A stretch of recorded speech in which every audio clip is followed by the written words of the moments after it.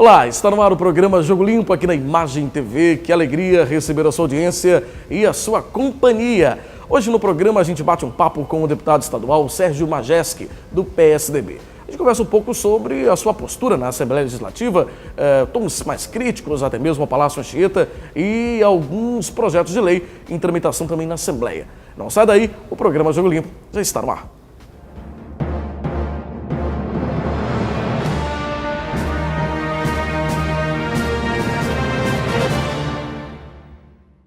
Muito bem, como nós anunciamos na abertura do programa, o nosso entrevistado de hoje é o deputado estadual Sérgio Majeski. Deputado, bem-vindo ao programa Jogo Limpo, uma alegria recebê-lo aqui. Obrigado, a alegria é minha, obrigado pelo convite. Tá certo. Deputado, a gente abre o teu programa falando um pouco sobre a sua postura um pouco mais independente na Assembleia Legislativa, né? Tem sido, inclusive, muito elogiado pela população, a gente tem acompanhado isso na imprensa, por uma postura mais independente mesmo do que... O senhor hoje não se coloca nem como situação nem oposição, é uma postura independente mesmo, é isso? Exatamente. Apesar de eu pertencer ao PSDB, que é o partido do vice-governador, em tese, deveria ser, né, assim, a chamada base aliada. Mas a minha postura é de completa independência na Assembleia Legislativa. Por quê? Eu penso a política em um outro nível e às vezes as pessoas não entendem a minha postura e a minha atuação. Por quê? Na verdade, um parlamentar, seja ele de uma Câmara Municipal, seja de uma Assembleia Legislativa, seja do Congresso Nacional, ele tem que lembrar que ele tem que ser aliado em primeiro plano da sociedade. Ele é um representante da sociedade em primeiro plano. Ele não é um representante em primeiro plano do seu próprio partido ou um representante do governo, seja lá de quem for. Ele é um representante da sociedade, ponto. A partir daí, tudo aquilo que interessa à sociedade e que é importante para a sociedade, seja proposto por governo, por oposição, por aliado ou não, é possível que você apoie, como muitas vezes eu tenho feito. E agora, aquilo que não interessa à sociedade, aquilo que não está bem explicado, aquilo que parece atender a um jogo político, a uma iniciativa politiqueira, a uma iniciativa marqueteira, eu me ponho como uma pessoa crítica e quero debater e critico mesmo, não interessa se vem do governo, se não vem do governo, enfim. Porque o parlamento é para isso. O parlamento não pode ser subserviente a outros interesses que não os da sociedade. Tanto que a Assembleia é chamada de Casa do Povo, né? A Assembleia não pode ser uma filial do Palácio Anchieta, ela pode ser uma extensão do governo, ela não pode ser uma extensão do Executivo ou do Judiciário, seja lá do que for. Ela é e tem que ser uma casa legítima do povo. E é por isso que eu tenho brigado e a minha conduta, a minha postura tem sido firme nesse sentido. E eu tenho primado o tempo inteiro para que o meu discurso e as minhas ações caminhem lado a lado. A coerência, eu acho que ela é fundamental. Hoje o mundo político está altamente desgastado e uma das grandes questões, para além das questões da corrupção, do patrimonialismo e não sei mais o que, é a falta de coerência. Deputado, nesse primeiro tempo de mandato, esse é o seu primeiro mandato, é isso? Como político de uma forma geral. O senhor é professor, não é isso? Isso. Também, né? Professor nunca deixa de ser. Não, eu sou professor. Isso que eu ia falar. E também deputado. Também deputado, porque professor não deixa nunca de ser professor, né? Durante esse primeiro tempo de mandato, até o momento atual, o senhor tentou algum diálogo com o governador? Houve, aliás, a pergunta não é essa. Houve algum diálogo com o governador, você e o governador, para busca de apoio ou não? Olha só, antes de eu tomar posse ainda em 2014, depois das eleições, eu tive uma conversa com o governador, uma longa conversa que ele chamou para conversar, chamou outros deputados também, acho que desde 22 de dezembro de 2014, alguma coisa assim. Eu saí bem animado até dessa conversa, achando que realmente na questão educacional, sobretudo, a gente ia conseguir algumas evoluções significativas. Mas quando começa o ano de 2015, um atropela atrás do outro. é o projeto Escola Viva, que não é discutido plenamente com a sociedade, é o Plano Estadual de Educação, que foi atropelado simplesmente, ninguém participou do debate daquilo, o fechamento de turmas pelo estado inteiro e de turnos, e agora mais recentemente de escolas, e é um governo que não tem diálogo, você não tem como conversar. Entendeu? O governo não abriu as portas para conversar? Não, de forma nenhuma. E outra coisa, você pode ir lá e conversar. Por exemplo, eu tive uma reunião com o Haroldo, secretário de Educação, em agosto de 2015, se eu não me engano. Conversamos longamente. É como se entrasse no ouvido e saísse no outro. O governo não está disposto a aceitar que, olha só, isso que você está propondo tem que ser repensado. A gente, olha só, vocês podem achar que isso está correto, mas a comunidade escolar necessita de outras coisas. É como se aquilo que o governo pensa é verdade absoluta, é a única forma certa, e quem critica não sabe do que está falando. Então é um governo, o governo não está disposto, ele não chama. Por exemplo, ele não precisa chamar a mim, no caso da educação, chama os interessados.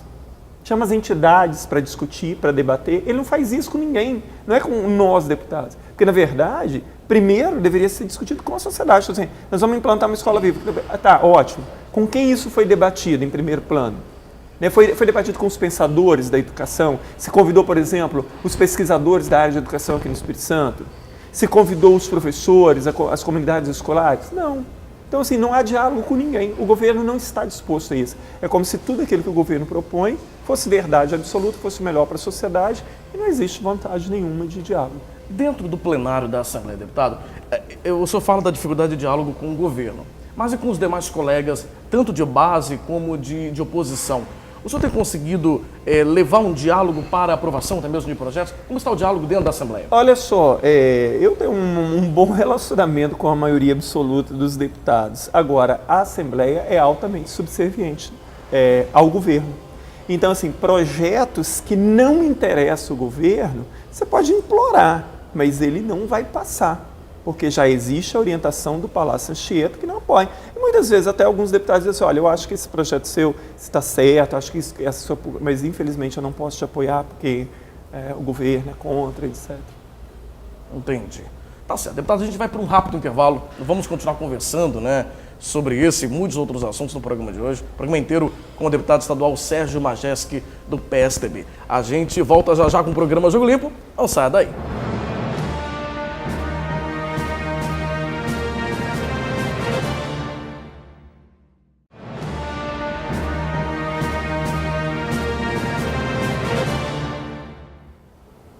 De volta com o programa Jogo Limpo, hoje recebendo o deputado estadual Sérgio Majeski, do PSDB. Deputado, no bloco anterior nós falamos um pouco sobre o seu relacionamento, tanto com o Palácio Anchieta, como com os deputados da Assembleia, nossos colegas deputados lá na Assembleia. Um dos pontos que o senhor citou aqui de discordância, talvez de maior discordância, na área da educação, o senhor como professor, né, cita o Escola Viva, que é um projeto que traz o formato de escola integral para as escolas públicas estaduais, e o Plano Estadual de Educação, né?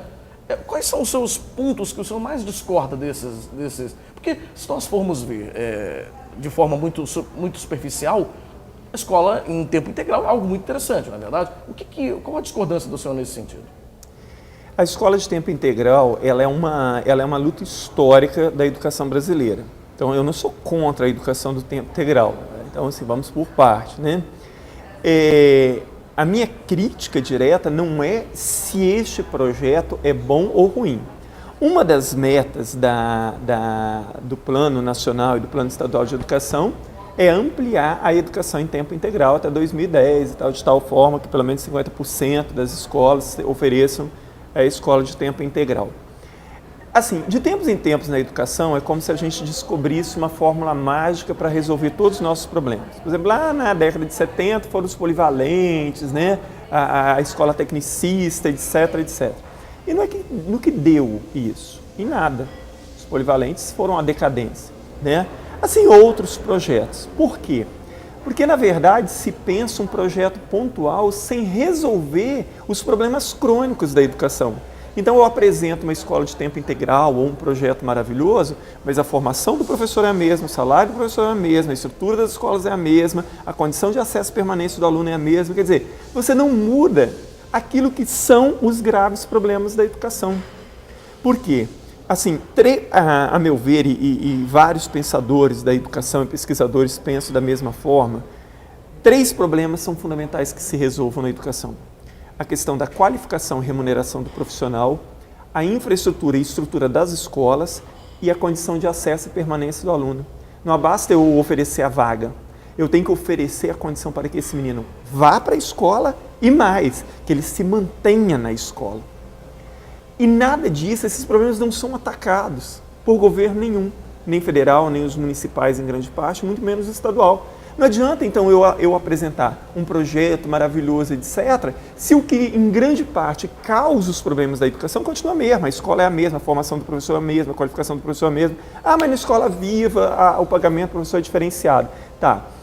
Hoje, esse projeto, ele não tem como ser disseminado pelo Estado. Ele pode ser disseminado aí, mais umas 15, 20, 30 escolas, nós temos 500 escolas estaduais. Então, em vários municípios, sequer pode ser instalado, porque os prédios não comportam isso. Né? Você fala de estrutura física mesmo? Estrutura física, exatamente. E outra coisa, a educação aqui no Estado, ela tem sido pensada para uma realidade imaginária, para um aluno imaginário, para um professor imaginário, para uma escola imaginária. Por quê? O ideal seria que todos os alunos pudessem estudar de dia, né? E pudessem ficar o dia inteiro na escola. Esse seria o ideal. Nós temos problemas sociais graves. Vários alunos do ensino médio, eles só podem estudar um horário, porque o outro eles vão fazer estágio, vão ajudar a família em casa ou alguma coisa assim. E nós temos ainda cerca de 30%, 40% dos alunos do ensino médio que são obrigados a estudar à noite, porque precisam estudar de dia. Não é uma questão de opção, não. É uma questão de falta de opção. Exatamente. Então, assim, não adianta eu criar um projeto imaginário, entendeu? Porque ele não se coaduna com a realidade de milhares de alunos. E enquanto o governo se esforça e se esmera, então, para propagar esse projeto como se fosse a 8ª maravilha do mundo, ele abandona essa realidade. Ao invés de estar pensando assim, como eu vou fazer para manter esse menino na escola? Como eu vou fazer para manter esse menino que trabalha, para ele não desistir da escola? Não adianta eu oferecer uma, 2, 3, 4 escolas nesse modelo, porque a maioria absoluta dos alunos, mesmo querendo, não podem frequentá-la, pelas suas condições. Então, assim, o projeto Escola Viva ele é um projeto marqueteiro, porque ele tapeia a realidade.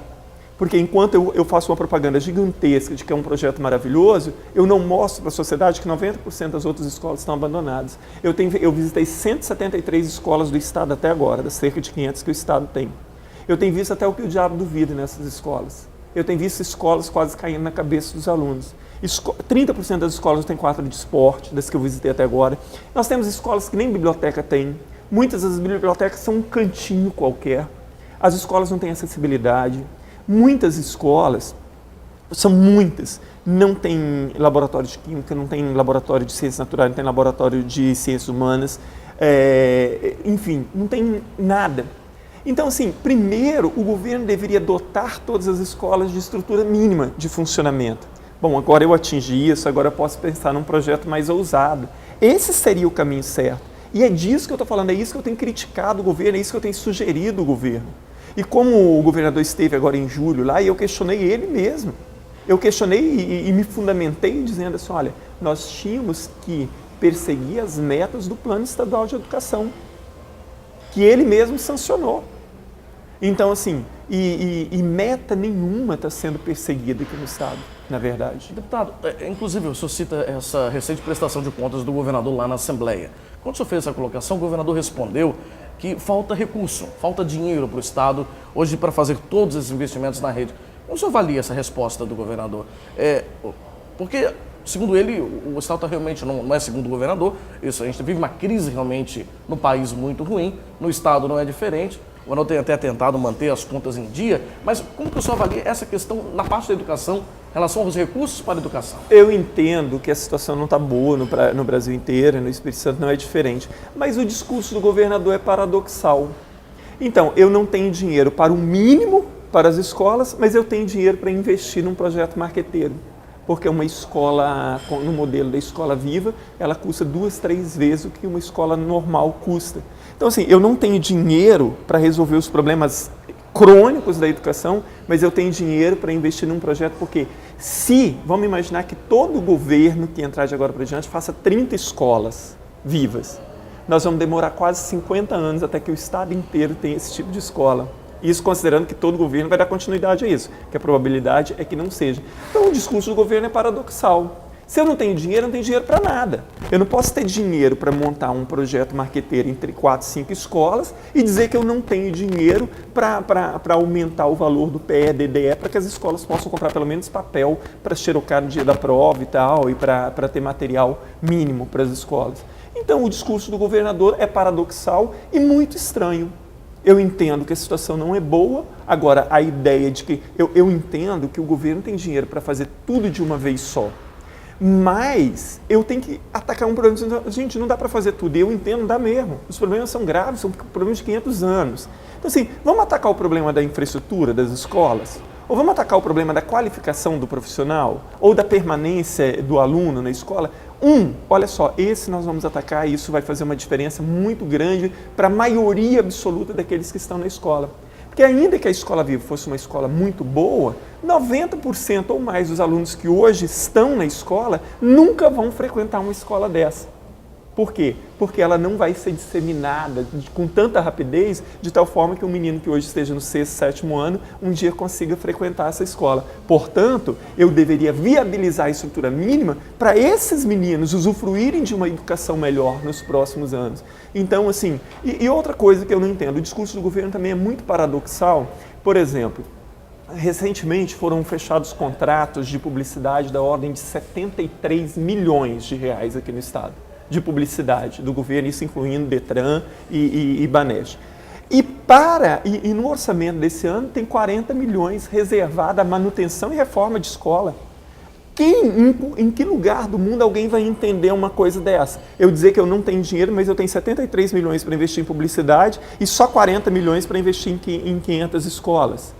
Então, se a situação é tão apertada, desde quando publicidade muda a vida de uma sociedade? A publicidade do governo ela pode ser até importante para a questão, né, campanha de vacinação ou uma campanha de educação do trânsito e tal, mas a maior parte da publicidade de governos, isso todo mundo sabe, é proselitismo político, é a autopropaganda, que não muda a educação, que não muda a saúde, que não muda nada. Então, o discurso do governo ele é o tempo inteiro paradoxal. Tá certo. Deputado, a gente vai para mais um rápido intervalo. Continuando aqui com a gente, nós vamos ainda conversar no terceiro e último bloco um pouco mais sobre educação, sobre o mandato do deputado Sérgio Majestic. A gente volta já já.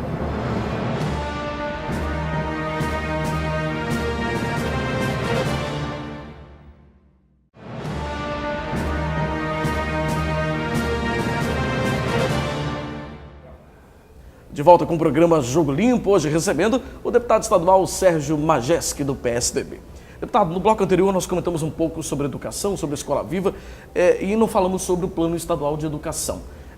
O senhor criticou muito esse plano, alegando que houve uma faltou discussão, foi isso a sua alegação? Faltou discussão, não houve nenhuma discussão. Olha só, o governo teve, a Secretaria de Educação teve de janeiro até junho para convocar o Fórum Estadual de Educação, para que as entidades pudessem participar com opiniões, para que aquelas metas que ali foram colocados estivessem de acordo com aquilo que a comunidade escolar, professores, alunos, pais, enfim, acreditam e precisam. E propositalmente não foi feito. Ninguém sabe quem escreveu o Plano Estadual de Educação. Não foram as entidades, os professores, porque o Plano Nacional ele foi feito pela CONAI. Então, assim, quando ele foi levado ao Congresso Nacional, ele era fruto de um amplo debate nos estados, enfim, né, com as entidades, enfim. E o Plano Estadual de Educação, ele não foi debatido com ninguém. Ninguém sabe quem escreveu o Plano de Educação. Foi feito em gabinete. E foi enviado direto para a Assembleia Legislativa, já bem próximo da data de aprovação, em junho do ano passado. Sem dar tempo que lá na Assembleia houvesse tempo para debate também. A Comissão de Educação não fez nenhuma audiência pública sobre o Plano Estadual de Educação. Isso é um absurdo. Você aprovar um plano estadual de educação sem nenhum tipo de debate. Foi feita uma sessão conjunta com finança, educação, etc., mas não se deu tempo para ninguém participar. E acabou se aprovando algumas metas, assim, que o governo vai ter que fazer nada para alcançar. Por exemplo, quando fala de IDEB, foi colocado metas de IDEB que praticamente são as que já existem. Então quer dizer que daqui a alguns anos o governo vai dizer assim, ou ano que vem, daqui a 2 anos, o governo vai dizer assim, tá vendo, eu superei as metas do plano estadual. Mas claro, porque já foi colocado metas ali que praticamente já existiam. No caso de qualificação de professores, né, mestrado e doutorado, que o Plano Nacional diz que tem que ampliar o número de mestres, doutores, de pós-graduação. Aqui no estado o governo proibiu, através de decreto, que os professores sejam liberados para mestrado, doutorado, olha só o absurdo. E lá tem uma meta, olha só, diz no Plano Nacional que quando terminar o prazo da vigência do plano, que é 2024, que o Brasil deve ter pelo menos um doutor para cada 1.000 habitantes. Aqui no Espírito Santo eles transformaram essa meta em 1 para cada 100.000 habitantes. Isso já existe hoje. Quer dizer, então assim, isso não foi proposital, eu cheguei a fazer uma emenda, porque eu achei que aquilo fosse erro de digitação, não era possível. Porque se a meta nacional é de 1 por 1.000, a meta do Estado tem que ser uma proporção menor. Então deveria ser de 1 por 500 aqui no Estado. Não foi colocado 1 por 100.000 propositalmente. Bom, mas tem outras metas ali que precisam ser perseguidas, por exemplo, da gestão democrática. Por que o governo, então, não tem dinheiro e tal, então para perseguir determinadas metas e não sei mais o que, embora eu duvide disso e acho o discurso paradoxal, como eu falei antes, mas, por exemplo, implantar a gestão democrática, né, nas escolas, ou seja, escolha de diretor pelos próprios membros da comunidade escolar. Isso praticamente tem custo zero para o Estado. E por que o governo não persegue essa meta? Era para ter começado em junho a implantação da gestão democrática. Porque o governo não tem intenção nenhuma de fazer isso e manter os diretores em sua mão para que sejam apenas agentes de interesse do Estado e não da comunidade escolar. Então, quando o governo fala assim, mas não sei o que e tal. Ué, mas ele sancionou o Plano Estadual de Educação. Sancionou por quê, então? Então, assim, sancionou para cumprir regra, porque estava determinado que era para sancionar, porque se não é para perseguir, né? Então ele deveria dizer, não, vou vetar o plano, né? Porque nós não vamos fazer isso e tal. Então, foi lastimável. Deputado, outra área que o senhor também trabalha muito no seu mandato, além da educação, a gente já falou, o senhor é professor, né, e tem uma ligação forte com a educação, é a questão da acessibilidade. O senhor você já conversou outras vezes dizendo que sofreu um acidente durante a sua trajetória. Isso fez você ter uma ligação um pouco mais forte com a questão da acessibilidade? Olha só, eu acho que nem é por causa da minha história, não. Assim, é que você tem segmentos na sociedade, como as pessoas com deficiência, que elas estão alijadas de qualquer processo. Então, apesar de ter se aprovado o Estatuto da Pessoa com Deficiência recentemente, né, e se falar em inclusão o tempo inteiro, isso é uma farsa no Brasil. E a inclusão existente para pessoas com deficiência, em grande parte, sobretudo nas escolas, ela é quase criminosa. Porque hoje as escolas elas não podem negar matrícula a ninguém, nem particulares, nem públicas.